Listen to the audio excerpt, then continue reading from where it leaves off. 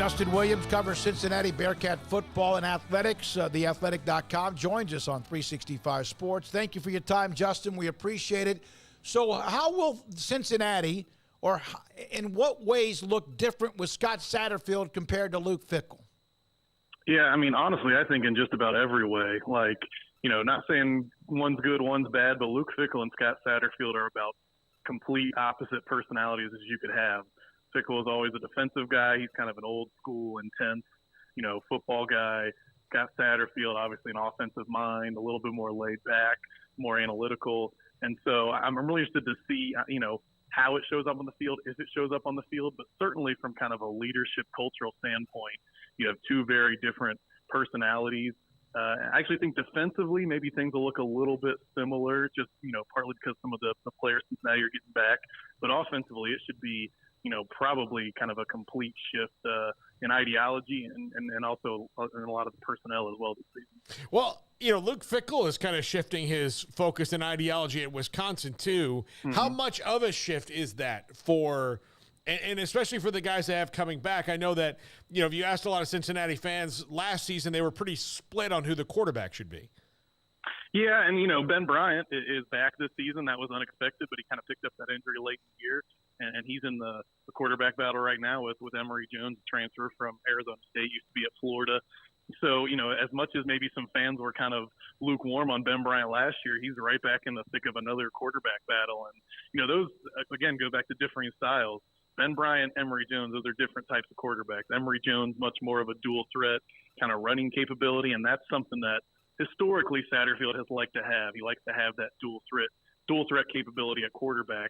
But Ben Bryant has been by far the best passer all spring for the Bearcats. And so, right now I would say those two are kind of battling it out.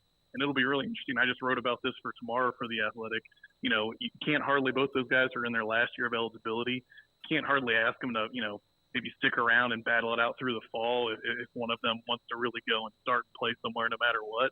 So, kind of if they have to make a decision here at the end of spring ball of who's going to be the starter, it's really going to shape what the offense looks like and kind of the direction of this team moving forward into the Big 12 this year. Until they see the games coming up, of course, this fall, Justin, is there still going to be a little bit of trepidation, so to speak, because Fickell's gone? I mean, definitely. Look, it's what Luke Fickell did here. It was unprecedented. It was unassailable. He not only built back the program, but he took it to heights that no one thought a Group of Five school could do, and probably no one at Cincinnati thought was capable. So even as maybe some fans are still a little bit mad or upset as he's gone on to Wisconsin, like he really set the standard here at Cincinnati, and that's going to make it tough for Scott Satterfield and anyone else that comes after Luke Fickell, because not only is the competition harder as you're going into the Big 12, but you also have this expectation now to live up to. And so, fans are certainly kind of ready to embrace the Big 12, ready to embrace Scott Satterfield, but it's all going to take place in the shadow of what Luke Fickell did here the past 6 seasons. And that was a really, significant and impressive job.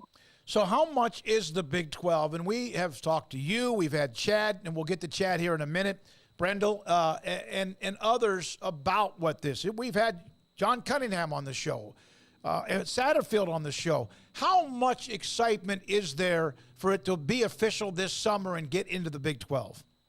I mean, this is what Cincinnati fans have been, wanting and hoping for since the old Big East dissolved. They were kind of, left out in the wilderness of conference realignment, and they've honestly been fighting ever since then to get back one way or another. So the fact that they're finally back to Big 12, whether it's basketball, football, whatever, that's what Cincinnati fans have wanted for a long time here. They're certainly excited about that, and they understand the challenges. What's a little bit weird is, if you ask fans 12, 18 months ago, how are you feeling about going to the Big 12 when kind of it first got announced? Well, they're, going to back-to-back New Year's Six Bowls in the playoffs, things like that. I think a lot of people felt like under Luke Fickell, the way he recruited and developed, they could go into the Big 12 and, at least be competitive right away, even if they weren't necessarily winning conference titles or anything like that. But this is a significant reset. With Fickell going to Wisconsin, a lot of the roster has turned over. You're completely changing the system and the staff and all that. And so, even as, I think there are certainly some people who are big believers in Scott Satterfield and what he's trying to do here. The fans that pay attention, they understand, like, this is going to be a significant transition. And I don't think anyone has any more expectations of going into the Big 12 and competing right away. So it'll kind of be interesting to see. Yeah, you have the excitement of finally getting to that power conference level, but then you also have the realities and the challenges of what it means to compete at that level week in and week out.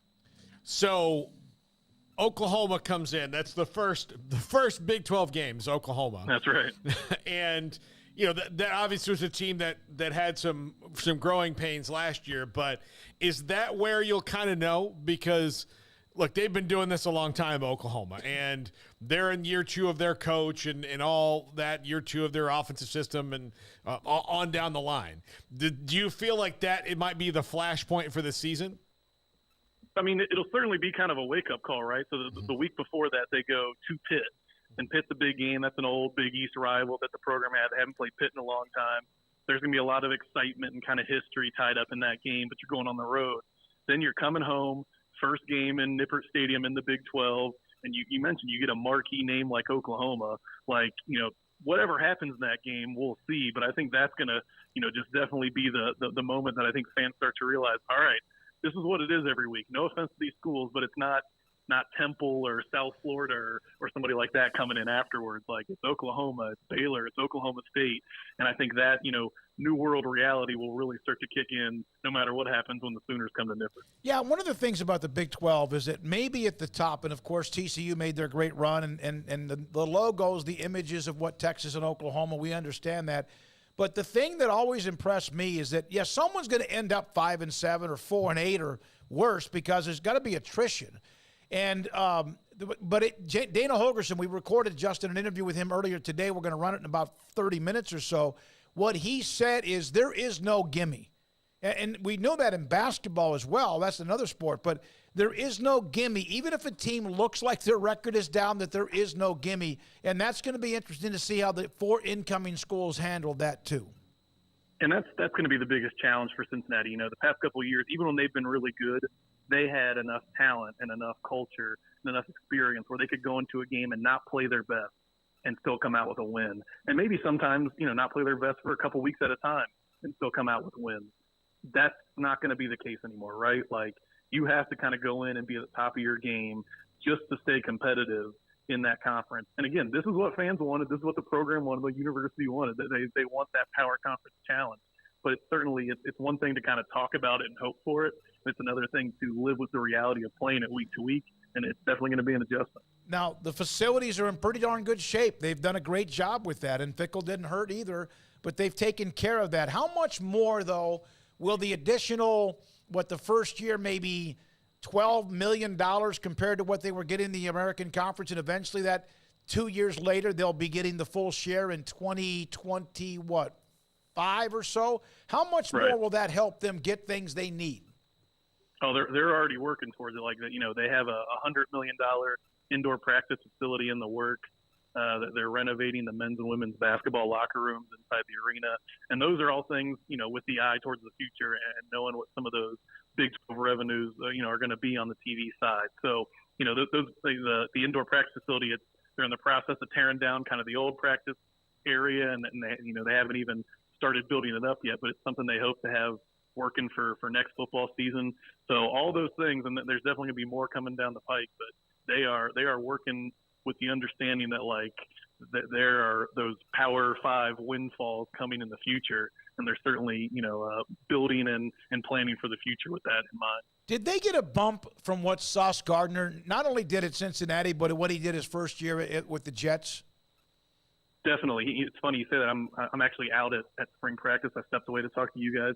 Sauce Gardner's in town. He was down on the field earlier. And, this is a total new staff. He doesn't really know many, even though the players on this roster anymore, but they're walking him around and he's shaking hands with recruits and coaches and things like that. Good. I mean, any program that has a top 5 pick, that makes an impact.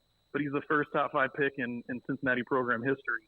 And what he did just, from a mentality, vibe, culture, standpoint, and then obviously being able to show here's a 3-star kid that we brought in and developed and turned into a top 5 pick. They are using that with every single recruit they talk to.